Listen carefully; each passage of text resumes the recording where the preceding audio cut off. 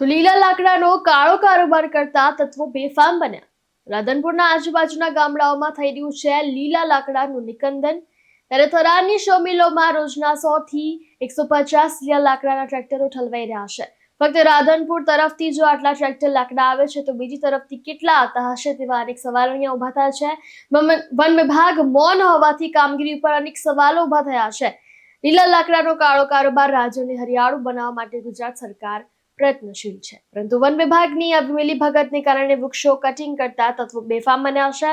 ટ્રેક્ટરો મારફતે બેરોકટોક લીલા લાકડાનો કાળો કારોબાર ચાલી રહ્યો હોવા છતાં 100 મિલો સામે વન વિભાગ મૌન છે. વારંવાર મીડિયાના અહેવાલ છતાં પણ પરિણામ શૂન્ય જ છે.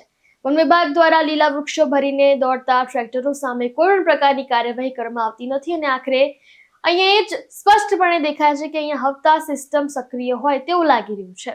બળદેવસિંહ ઠાકોર સાથે ચક્રવાત ન્યૂઝ, કાંકરેજ.